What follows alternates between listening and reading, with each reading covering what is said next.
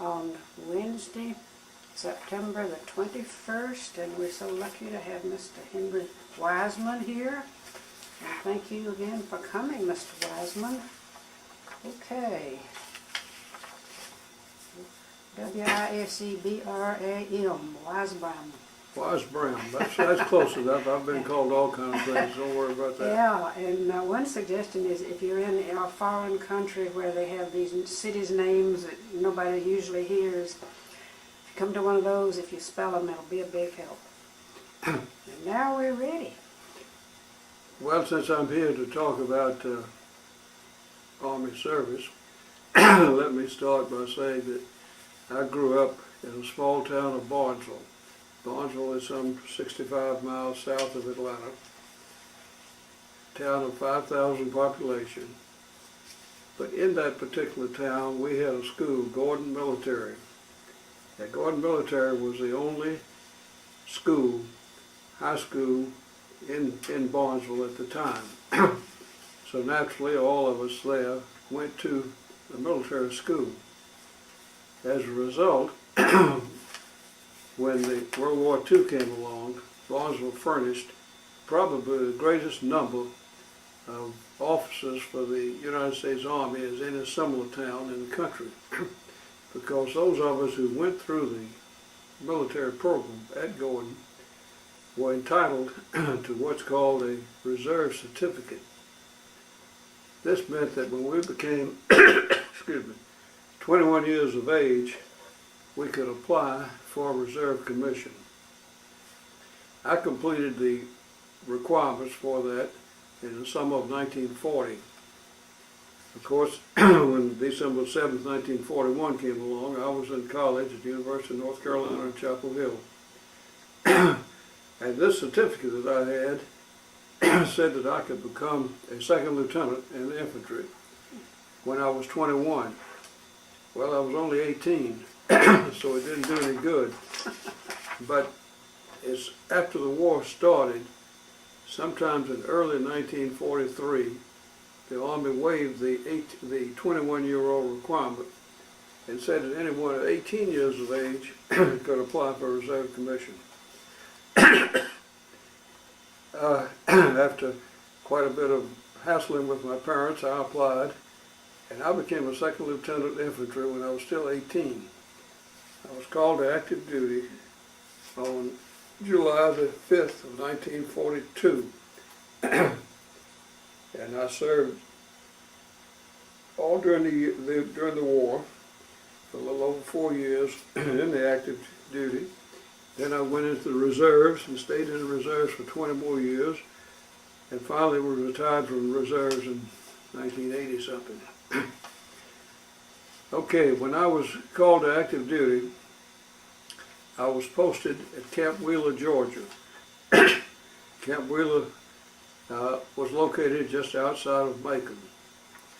I was assigned to a infantry replacement training center, which meant that we took the Army recruits, draftees, well, all of them practically, and we trained them in the infantry tactics and so forth.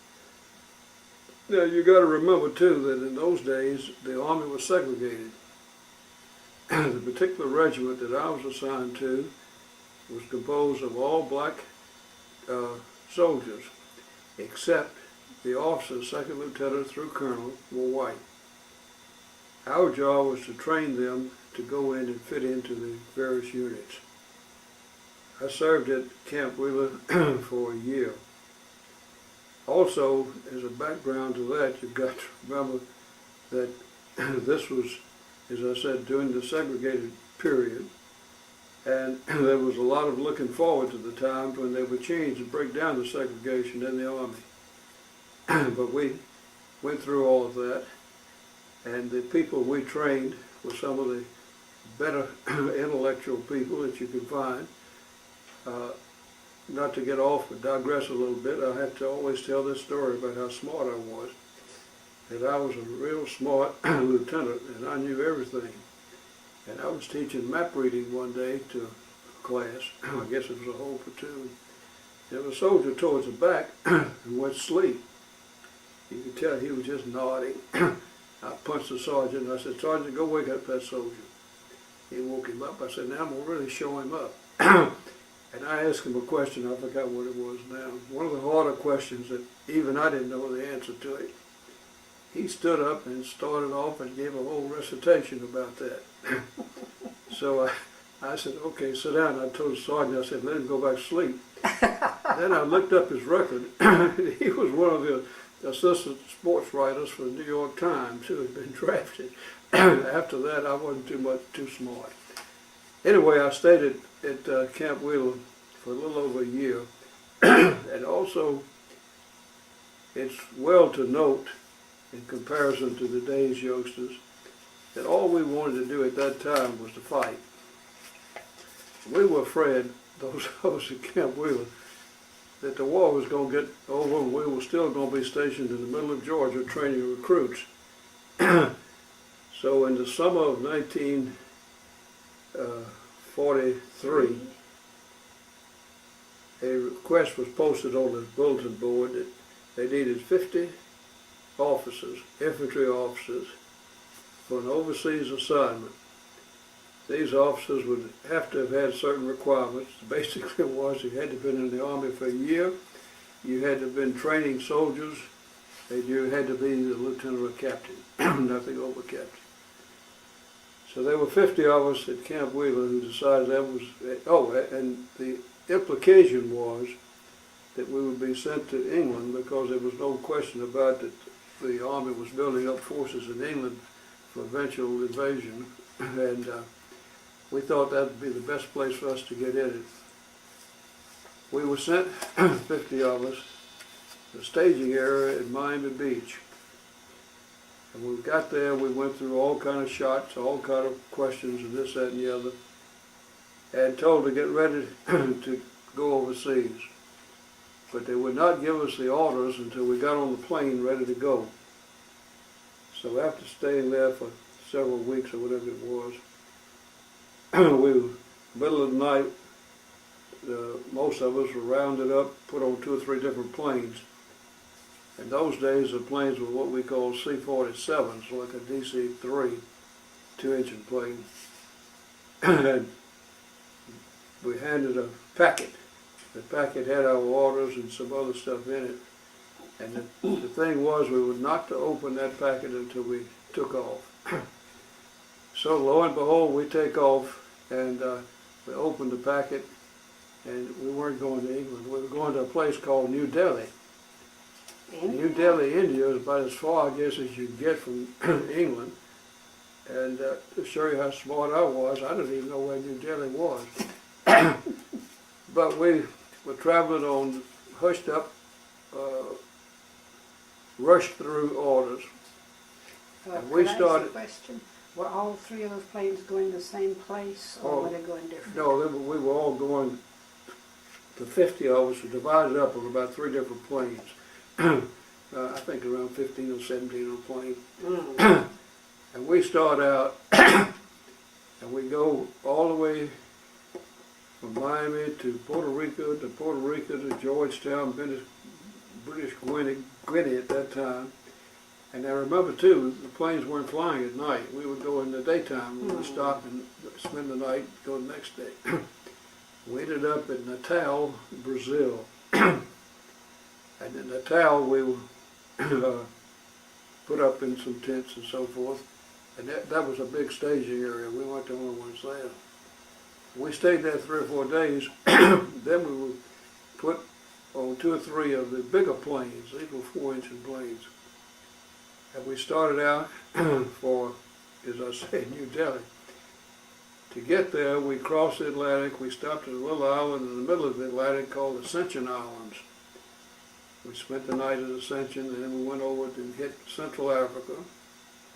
We went all the way across Africa, spending the night different places.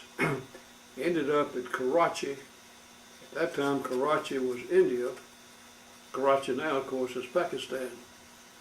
And again, a humorous note on that was, when we got to Karachi and landed, he looked out the window of the plane, and here comes this big sedan. Must have been a big Bentley or something, flags going, Indian flags, and behind it was a truck, small truck that had some Indian soldiers. So we just knew here they were coming to thank us for coming and saving the country and so forth. Well, they weren't interested in us saving the country. They looked over our inoculation papers and found out that we had been inoculated for everything from cholera to yellow fever to mumps. And one of the inoculations that we had, the inoculation period, in the United States I think was 5 days, and in India it was 10 days. At any rate, they decided we were a risk to the health. So instead of going there to save the country, we were quarantined into a little hospital on the edge of the airfield, and we had to stay there for 3 days. After that, we were moved into regular army barracks, I guess you'd call it. And then we started out, and to remind you, we were still on the way, what we thought was going to New Delhi. Well, there they broke us up into 2 or 3 different groups, and the group I was in, we were ordered to go to China. So we start out on a plane, of course, going all the way across India from Karachi. And after about a few hours of flying, we come on this big temple-looking thing from the air, and the young pilot on the plane says, "You all know what that is?" And we didn't know what it was. "That's the Taj Mahal." Okay, so it's the Taj Mahal, so what? He said, "How would you like to spend the night and go look at it?" I said, "We can't spend the night, we're supposed to go." He said, "Well, let's see what we can do." So we land at the airfield there, and this British people come out. "You can't land here." He said, "I've got to." He said, "There's something wrong with this engine on this plane. It's got to be checked. I'm afraid we're going to crash." He said, "Well, you just have to spend the night, that's all I can do." He said, "Oh, that's just too bad. We just have to spend the night, which is what we want to do anyhow." So we spent the night, and we did get to visit which is quite it's called, I guess, one of the 7 wonders of the world. I don't know what it is, but it's quite a thing. From there, we went to a staging area just at the end of India, before India and Burma. Again, to refresh my memory, you had India, then you had Burma, then you had China, the way we were going. So we landed at a place called Chabu, I believe it was. And then the next day or 2, planes would take us over what is commonly known the hump. Now the hump is the lower end of the Himalayas between India, Burma, and China. We flew over the hump, and of course many planes were flown over the hump. We weren't the only ones by any means. But our trip was uneventful. We crossed over at about 15,000 feet, but now the peaks were up about 15 or 20,000 feet. And it was a clear day we were going, so we flew between the peaks. And again, now I'm just a passenger, I'm not flying this plane. And as I say, it was uneventful. We landed in a part of China called Kunming. Now, China, the southwest part of China, is called the Yunnan province, so Y-U-N-N-A, Yunnan province. And Kunming was the headquarters for the American liaison group that was in China. Now, I have to say first exactly what this liaison group was. The liaison group was a bunch of, and this is why we had to have the requirements, the training and so forth to get there.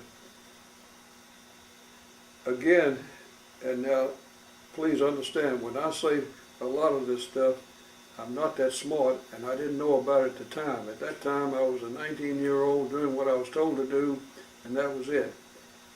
Since that time, of course, I've read and I've learned something about the overall conditions. At that time, I didn't know anything about it.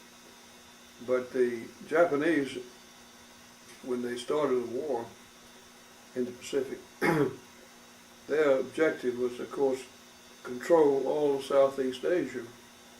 Now, you recall they had already invaded China, probably I think in 1939, and when I say invaded, what they did to control China, they controlled all the coastline, all the ports, and they controlled the main railroad, which ran north-south, ended up at Canton. But the Japanese also wanted to control Burma and India. India was a particular strategic point at that time, because you recall also, at that time, Gandhi was rousing the Indians up, people of India. And as a general rule, every Indian that I met, they liberally despised the British. Now, the British controlled India through force, more or less, and they also, by the same token, they controlled Burma the same way, but particularly in India. And the British were not like that at all. So the Japanese, overall strategy, I guess you'd call it, was after they took Singapore and Hong Kong, they were going to starve out China. And again, to get supplies into China at that time, you had to land the ships at Rangoon, come up a railroad all the way halfway up Burma, and then start on trucks on what was called the Burma Road. The Burma Road extended from the middle of Burma, a place called Lashio, all the way up, crossed over the mountains, and ended up at a town called Baoshan, P-A-O-S-H-A-N, which was on that portion of Yunnan province.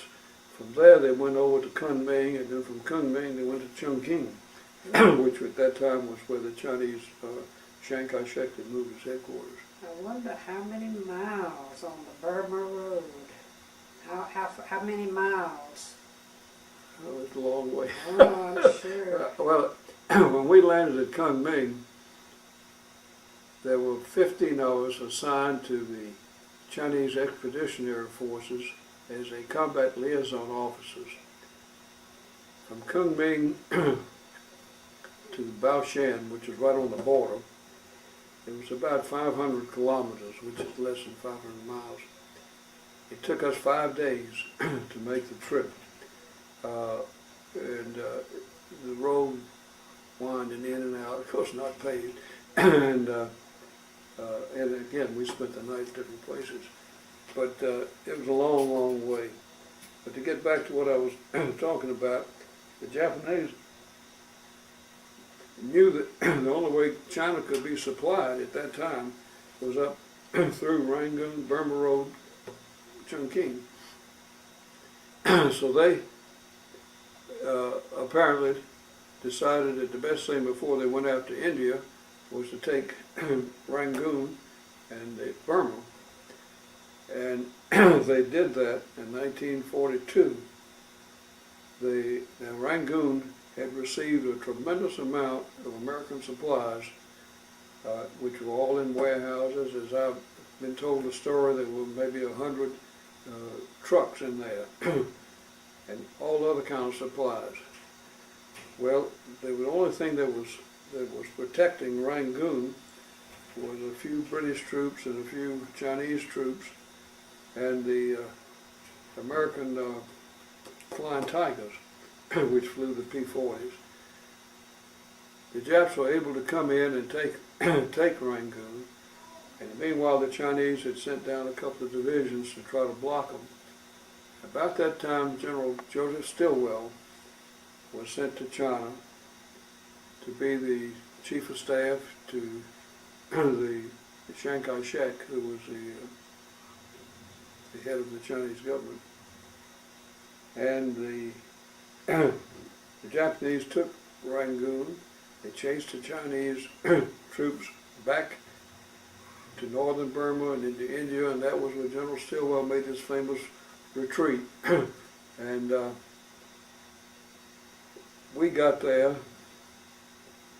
this was 42, we got there in 43. So we were assigned to the Chinese who were left on the border of Burma and China. The idea was to equip 24 Chinese divisions with equipment, supplies, training, and so forth, so that they could in turn try to recapture Burma.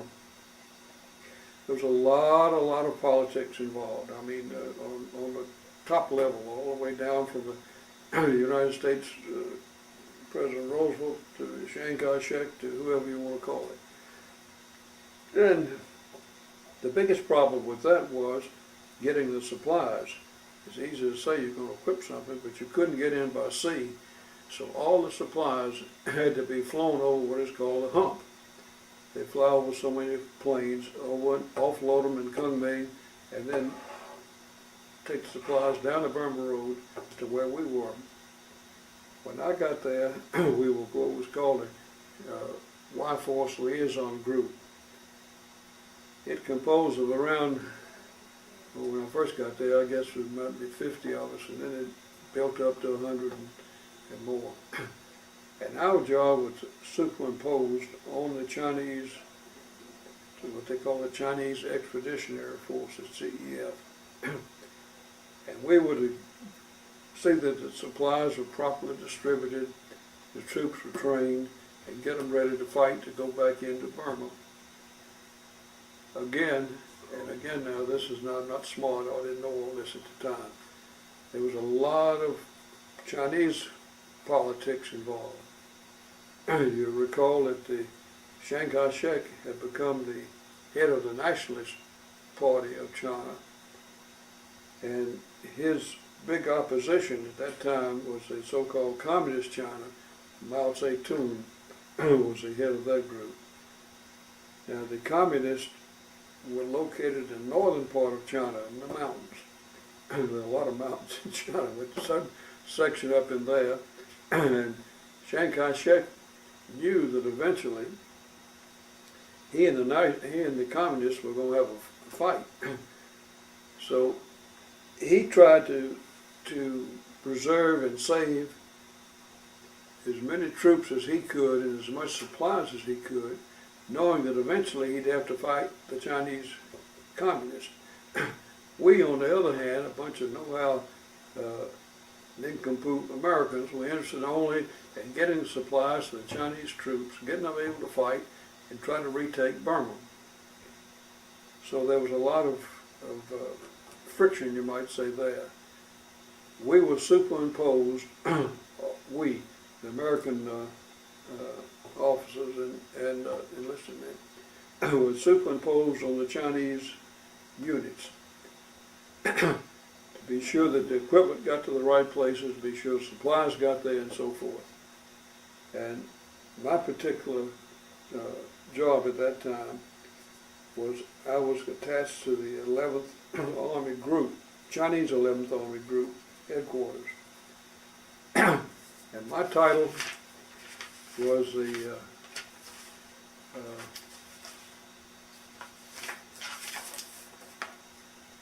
my MOS at that time was a Combat Liaison Officer. And here's what it says I did. I served as liaison officer between the Chinese and American troops in the China-Burma theater. I was executive officer of an Army Group liaison team of 500 men and officers and men. We coordinated the American air and ground support with the Chinese ground forces. And of course, we also directed supplies to the Chinese and their troops. After approximately a year trying to get them ready and not knowing about all the political stuff that was going on, in the middle of 1944, I got there in 43, we trained for a year. In the middle of 44, the American government, excuse me, was able to persuade Chiang Kaishek to release these divisions on the Burma border to the control of General Stilwell, who would then coordinate the attack, retaking the Burma Road, and meeting up with a group called the Merrill's Marauders, which is a provisional regimental group that had been formed of volunteers to come in by foot from India into Burma. And the overall plan was for that group and the group that we were superimposed on, Chinese, were to meet and open up the road. We started out in the middle of 1944, and when we started out, everything, by the way, was a horseback. We had very little on the Burma Road itself. Of course, we could use jeeps. But when the campaign started, when we crossed the Salaween River, and it's called the Salaween River Campaign, we had to do it on horseback. What horses we had, and it was all on foot. And for 6 months, we were in the mountains. The only supplies we had, a resupply, was either by pack train or by air. And it was during the monsoon season, so very little could come in by air. After a year, this campaign was successful in the northern part of Burma. That is, the group coming from India and the group that we were with coming down the Burma Road were able to meet. This was about 1945, of course, when the war was winding down in Europe. The war was winding down in Europe, and I don't recall when Europe VE Day was, but anyway, it was then obvious that all the American 45? It was in the middle of 45. It was obvious that all the American energy and strength and troops would be sent to invade Japan. Therefore, as we got down into Burma, there were a group of about 20 of us, I guess, who were, by that time, and now here I was, I guess, 19, 20 years old. I was considered an old China hand by that time. We were pulled out, and we were sent into central China. Again, now this, no one asked me about this, so I learned about this later. The overall strategy was that the Americans would invade Japan on the southern part of Japan, southern islands, and which is not too far from the mainland of China. The Japanese, as I said before, controlled all the ports of China. They controlled the railroad, main railroad that went north-south. The American strategy was that in the invasion of Japan, there were 54 Japanese divisions in China and Burma. The Americans, of course, did not want those divisions to be released by Japan to attack our invasion forces coming in. It would be like hitting them on the flank. So the overall strategy was that we would try to find enough Chinese troops who would hold the Japanese down, so to speak, contain them, inside of so-called occupied China, China coast to the railroad line. We, the Americans, did not know exactly what was in there. Chiang Kaishek, of course, knew. But he also knew, apparently, that when the invasion started, we had to use those troops there, because they didn't know exactly what kind of troops were there, anything like that, so that we could keep the Japanese tied down. So we were sent in, divided into two teams, with Chiang Kai-shek's permission, to go in and find what was left, what was in there, in the way of troops, what was in there in the way of factory resupply, and so forth. The group I was in was headed by an Atlantean, George Hightower, who died recently. He'd be quite a story. I don't know if you got that or not. George died, he was 91 years old when he died. And he and there were 4 of us in there. We went in, and of course, as I said, with the Chinese permission, we got on the transport planes, picked up some fighter escorts, and went into an abandoned airstrip. And we were there met by part of this Chinese division. And they were some of the best Chinese troops that we had seen. We stayed there 4 or 5 weeks, went all around the place and so forth. Then we came out, and now we were getting up into August of 1945. So then we would, I was sent back in with another team, and our job on the next go round, when they had a naval officer with us, we're trying to find a place where we could run in supplies, even though the Japs controlled the main ports. We were around what's called Swatow, Amo, and Fuchao, and try to find a place to get through there, and submarines would bring in supplies or small ships or something. Well, thank goodness about that time, this was August, the atomic bomb was dropped. We were stopped in place, and then of course the second bomb came, and that ended it. But that's where I was at that time, on the coast. Now, you want to know what I did? That's what I did. I spent from September of 43 to November of 45 in China. And after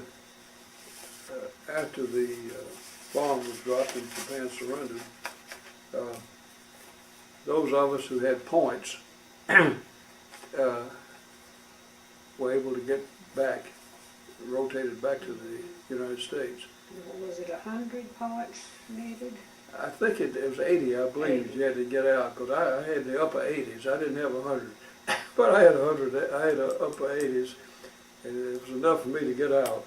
And I was sent to Calcutta. Stayed in Calcutta waiting, and I had an option there of flying or going by ship. And I had flown an awful lot during my service in China, and I said I'd go by ship, which is a mistake. It took us 40 days on that ship to get from Calcutta to New York. You had enough flying for a while. And it was a long trip, and I got sick on the way back, and Really? I had hepatitis. I ended up in the hospital for 6 months. But anyway, all right, what did I told you I had stateside service. I had 1 year and 2 months at Camp Wheeler as the Infantry Replacement Training Center. Then I went overseas. And my service in China, as I said, was in really 2 phases. The first phase was down the Burma Road trying to open up the Burma, and the second phase was into occupied China for the invasion, which thank goodness it never came. I started out as a second lieutenant of infantry in July the 5th, 1942. When I left China, I was a major infantry. I'd been promoted, and I was still 21 years of age. I stayed in the reserves, promoted to lieutenant colonel, and stayed in the reserves until 1963. Well, before today, I hadn't talked to any veterans who have been in China. Big pardon? You're the first veteran who's been in China Really? that Well, I've spoken to. there wasn't a lot of us in, like I said, in the, most of them in China were Air Force. And the Air Force sent in a lot of people. Yeah. But there were not many ground forces there. Again, there was not much we could do except with it superimposed on the Chinese. And I don't think it was ever over 500 of the ground force peoples, of which 200 probably sitting around headquarters, and the rest of us were out in the boondocks. I wrote down a couple of notes I wanted to ask. Is it time? Okay, go ahead. Starting in 1940 as a student, did you have any idea then how close this nation was to war in 1940? You were a student. No, I really didn't. I didn't know. No. I graduated, as I said, I completed the ROTC program at Gordon and had 1 year of college at Gordon Military, which was a junior college. I had to have that 1 year to complete my ROTC. Then I went to school at the University of North Carolina, and I was there when Pearl Harbor came about. Everybody knew then Pearl Harbor. That was this was 1942, yeah. And I stayed up there. I completed 1 year. I started in, whenever it was, September 42, and, no, September 41, and then I went into the Army by the next summer. This is a sort of a sidebar, but I knew that Gandhi was leading the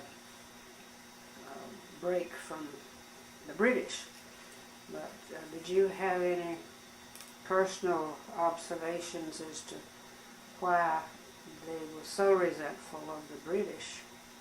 Why the Indians were so... Now, my only contact was the Indians, people of India, wanted their own country. Yes. The British ruled India with an iron stick, That's as they ruled Burma, and I guess as they ruled other places. When we went into India, and we only were kind of transit, like going through India, you see the British walking down the street, they all carried a swagger stick. And the kids would come out, begging. And those swagger sticks would come out and they'd slap them. When the Americans walked down the street, they'd come out begging, we'd reach into the pockets and hand them candy. And that was the difference between that. They literally hated the British. Now, maybe Gandhi had worked them up into this nationalist spirit, I don't know. But apparently they were looking forward to the United States being in the forefront to getting their independence. And I recall we were in the boondocks in the mountains. I think it was April when President Roosevelt died. And there was a Hindu major attached to us. He wore the turban and all that. And we were sitting around one night, and all we had communication with these little hand crank radios. And a message came through that Roosevelt had died. And I recall to this day, he threw his hands up, he said, "India is lost." Oh my, Because yeah. they were looking, they thought that wouldn't come about, but it did. The Burmese hated the British. In Burma, there's a lot of pagodas. And as I said, the Air Force was doing a lot of flying back and forth.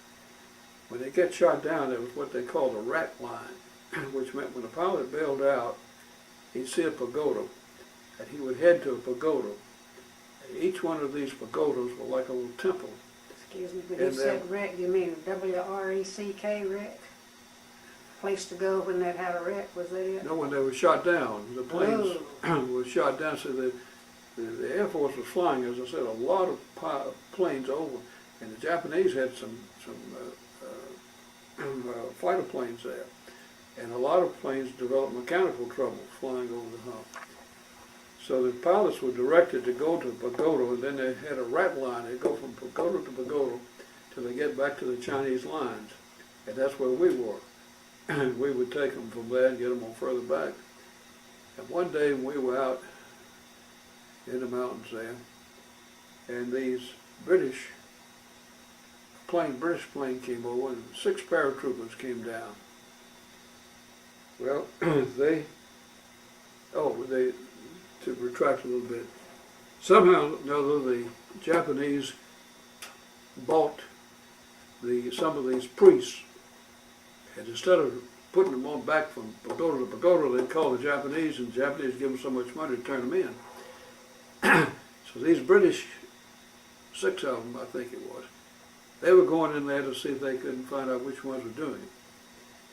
They landed where we were with the Chinese, and the Chinese didn't care about the British either.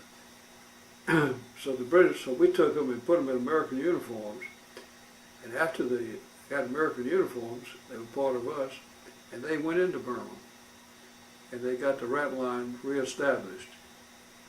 How'd they get it reestablished? They went in there and they killed the Buddhists who were turning the Americans in. But the British, the Burmese did not like the British. The Indians hated the British, and this is what we ran into. Again, all this I've learned since I got out. I'm not, and what I have learned, of course, was, I'm sure, prejudiced by the person writing it. When you were so young, I was also curious about when you were training the Chinese, the language differences. We had interpreters. Had interpreters. Always had interpreters. So they translated English into Chinese. To whatever it was. Now, in China, there are a lot of dialects. Yeah. Mandarin is the main language. And when we were sent into to this thing prior to the invasion, which didn't come about, we were in a province called Fujian. Fujian is just north of Canton, and the Fukienese could not understand the Mandarin. We had Mandarin interpreters, so it didn't do us any good. So we had to find someone that they could interpret. We had to go through two interpreters, more or less. It's just like Chinese food, of course. Cantonese is mostly in this country. Mandarin is more over there, Cantonese, because most of the people from Canton came this way. And the Cantonese food is decidedly different than Mandarin type food. One of them's real hot, but I don't know well, which one. That's the Sichuan, I think. Oh, that's another yes, province there. Yeah. So anyway, the 4 years I was in the Army, I had I guess you might say, an interesting thing. It was not the glorious type of fighting, and I'd much rather have been in England and invaded, but I went where I was told to go. I did what I was told to do, and that was it.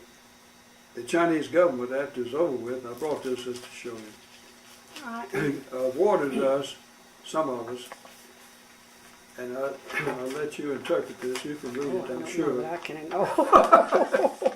What in the world does it say? and this too. And, oh, it looks impressive. uh, That's a nice. Well, you're very serious in that photograph. here's what it says. Oh, yes. Really?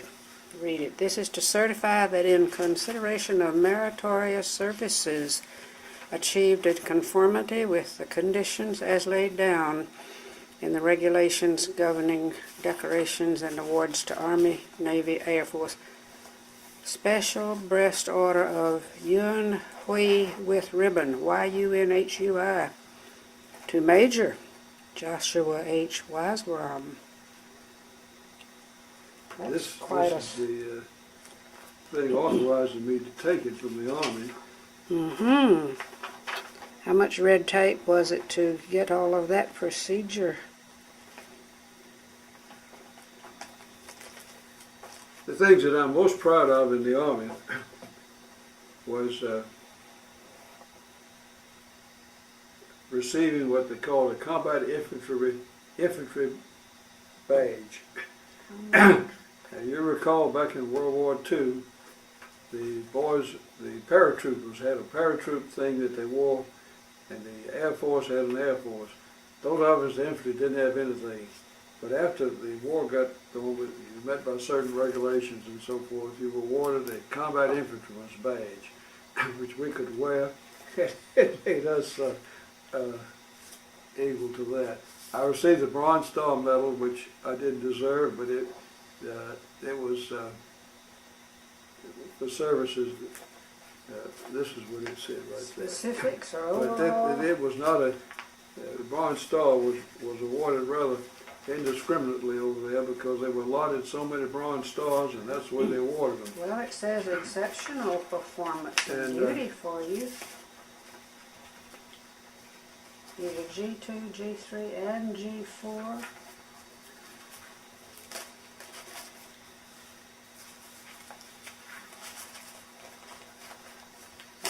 Ah, My work was mostly staff work. It was, that was liaison. You did a lot of work. What this do? I got a file. We just moved to Atlanta 2 months ago, and I threw away most of my stuff. Oh dear. I saved some of it. I don't know what this is. Where were you before Atlanta? We just moved to Atlanta. This is what a young second lieutenant, a captain looks like right there. Is that you? That's me. Let's see if I can get it here. Handsome looking award. Yes. You still look serious. Those were serious times, weren't they? We were fighting in China. The Chinese, and again now China, 60 years ago when I was there, was nothing like the China of today. The China when I was there was backward. There was very little industry. The people were very cheerful. The Chinese used to have the thing, ding hao. Ding hao, you hold your thumb up, and how are you, and so forth and so on. Regardless of how poor the Chinese were, how poor the troops were, poor in the sense of not having anything, they would always give you the ding hao. Compare that with the India people that we ran into, and the Indians would almost been like that. They were very subtle and so forth, but the Chinese, and again, we were in the mountains, we were dealing with soldiers. They were altogether different than what you picture China today. China today is industrialized, it's all kind of stuff. We were there was one railroad running the length of the country, and it didn't run because they didn't have the machinery to put it on. There was very little commerce. The Chinese depended, the armed forces depended upon what we could fly over the hump from India into China. And at one time the Air Force decided they would station some B-29s, which is the long-range bombers, in China because it would be a closer shot over to Japan. So they came in and they established an air base there, but they couldn't get enough supplies to keep the thing. In other words, the planes had to bring their own gas and their own bombs and so forth, and China had very little there. So it's hard for me to say that that I saw the Chinese, because the Chinese I saw were no longer, it's no longer that part of, it's no longer that type of China. I've often wanted to go back, but I'm too old and too feeble now to see what it would look like. Some of the places we were in the China-Burma border, we were up in the mountains where at one time we were the only, the different tribes, we were the first time they had seen a white person. What was the reaction? What was what? What was the reaction for the first time? Oh, they loved us because we brought in supplies. There was a lot of oh well, for one thing, where we were for a while, the most valued commodity in dealing with the natives was salt. Blocks of salt, salt that you use in this country to feed the cows with, let them lick. Because in that part of the country, there was a lack of salt. And a lot of them had the big gordas that related to that. And we could take a block of salt, and you could buy most anything you wanted. I had no idea. That was how desperate they were in that part of China now. And again, I'm not on the coast of China. I've never been to Shanghai. I've never been up that far north. In the southwest part of China. I was in the extreme southwest part, on the Burma border, and there's mountains. There are different tribes We had intelligence people who went in and recruited some of the Kachins and the different types of tribes, and they were very effective in hitting the Japanese behind the lines. So China, as I knew it, is not China today. As I knew it, it was a backward, awkward, Friendly. country. And today, of course, it's rivaling us, I guess, the way I read about it. Commercialized. Yes. I heard in 2000 that there's 50 minority groups over the... I'm sorry, I didn't hear. There's 50 minority groups throughout China. They have quite a few different tribal cultures. 50? Yes. They're trying to assimilate, which all of those minority groups don't particularly want to be assimilated. But they're trying to bring the living standard up. When the war ended, I was on the second mission into so-called occupied China, and we were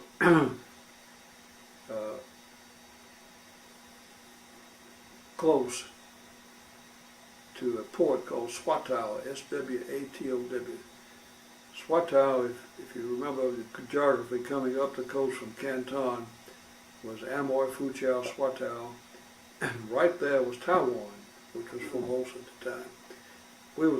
Swatow was as close to Formosa, as close as any place in China on the coast. And the war ended when we were outside of it, I guess 15, 20 miles, I don't know what it was. And we took Chinese saipans or whatever it was. We went into Swatow and took the surrender from the Japanese. There were only about 10 of us, but we had a group, some of the Chinese liaison people. And then later on, about a week or two later, the big Chinese government officials came in and really went through the ceremony of surrender. But that, we stayed there for maybe 10 days, waiting for them to get us out of there so we could go home. And we met there at that time some of the, I guess you call them middle class Chinese, commercial class, and they were very nice, very nice. They were educated, they were, I remember one place, in Swatow, we met some officials. I don't know how we came about, but they had a tennis club. So we said, oh, we'd like to play tennis. And they didn't have any tennis balls. They had rackets. The balls were all dead. Oh. So we became real heroes at that time, and they say the war had just ended, and they're still flying these patrol planes from the Philippines up the coast. So we could talk to them on our radios, and we told them, we said, we'd like to, they asked us, what would you like, would you want us to bring you something? We said, yeah, tennis balls. Next day they dropped us tennis balls, and we were the biggest heroes in the world in China because there we were, live tennis balls. And they had not seen any for, I don't know how many years. There's two things I didn't know before this morning. When the war ended, you knew the surrender had happened. Did you even have time to start thinking about what your plans would be for your future? My plans were to get out of China and come home. I was detailed to go with the plane. General Wainwright, who surrendered on Bataan, was held in a POW place in Manchuria, and the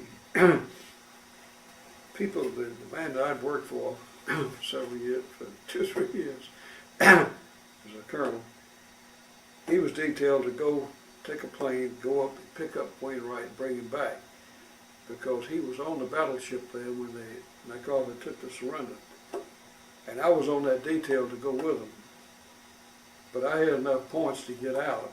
And he said, what I thought about it, I thought about nothing in the world but getting out of China and coming home.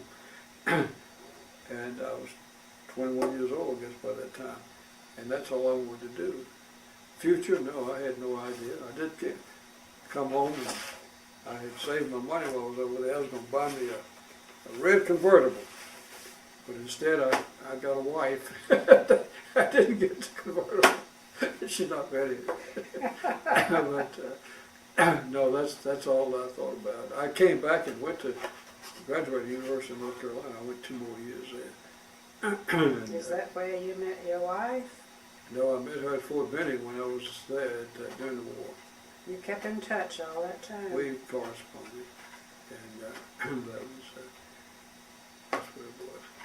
But the wartime in those times, you know, there were 16 million Americans who were in the service, so to speak. 16. 16 million.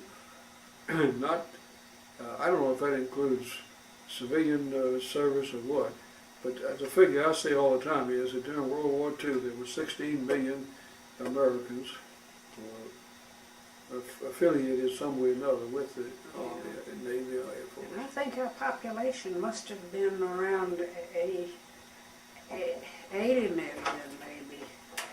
Not much. Hello. Hi. You have a Cadillac DeVille parked in front of you? I'm not familiar with that at all. I only come in once a month. Okay, yeah, Cadillac DeVille automobile. Kinlock. No, I have a Ford. Okay, thanks. Do you have a Kinlock automobile? I didn't hear what he said. Kinlock automobile.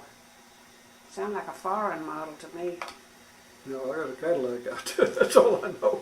I don't know what all of them Okay, so we're back to the university. Oh, what were we talking about, university? Yeah, you were. Oh, I went to Chapel Hill, and why did I go to Chapel Hill? That was a good, interesting thing too. When I got out of high school, 1940, this was the time that Governor Eugene Talmadge and the Board of Regents were having some kind of dispute. College The accreditation, I think. The university system was put on probation, I think, by the association. And my father told me, he said, son, he said, you get ready to go to school. He said, you can go anywhere you want. But he said, I think maybe you better go outside the state, because if you go to the University of Georgia or whatever it is, in those days, by the way, you didn't have to have a SAT score. They didn't have SATs. All you had to have was a daddy who had enough money to pay your interest fee. And I was going to Washington and Lee. And we went up there and looked at school all the way back. My dad said, let's stop at Chapel Hill. He knew somebody there who had married somebody from boys. And they had a good salesman, because before we left, he had signed a check for Chapel Hill. And that's how I went there. That was the only reason, because of Yeah. the potential that they Your could. dad was smart. I don't know if that happened, but still he was planning and thinking. He was looking at that. Yeah. What else was there? I'm sorry to have taken up so much of your time. Oh, I think this is fine, and nothing rang or stopped, so I think we still have a little more time. You want Nothing to else really. say anything that would wrap it up or anything? No, except that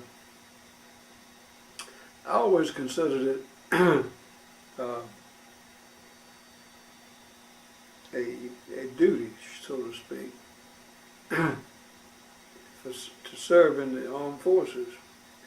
Now, I come from a family that my father came to this country in 1913. He emigrated from what then was Russia, it's now Poland, and he served in World War I. Was very proud to serve, and we always had, my sister and I, were always instilled with the idea that it was a privilege to do that. And I have to contrast that with the feeling today where it's turned so against military, anything having to do with military, more or less. And that's a tragedy. It used to be patriotism was a good word. Today, patriotism is a bad word almost. I hope not. Some people, their idea of patriotism, let's put it this way, is Yeah. not the same as what we used to have. And I guess that's modern. I don't know. I guess mine. But Did he come from Russia over here all by himself, or did he No, come with those- family? No, that was the that cut it off, didn't it? Used it up. In those days, the Jewish people were persecuted by the Russians, of course. They had pogroms and all that kind of stuff. And what they would do, the family, they would send one over here, they would establish themselves, they'd send back and pay the way for another one. In my father's case, there were 5 or 6 brothers and sisters. One came over, sent for the other one. Didn't get somebody, they send for them. They'd pay the passageway. And they'd tell them to come over. If you don't like it here, you can go back. And of course, most of them stayed. I don't know with that. But that's how they got here. Yes. He came from a town called Bialystok, and what was in Russia. And they'd had a pogrom there where they'd come in and anybody Jewish, they got in beat up and did something. And that's when he left. And I always remember several years ago, he was still living, someone asked him, wouldn't you like to go back? And his answer was, hell no, I left there one time and that was enough. So he liked this country, he didn't want to go back. That's how the Yes. families came and they would establish themselves up and down the road. We lived in I was born in Barnesville. I lived there for 82 years.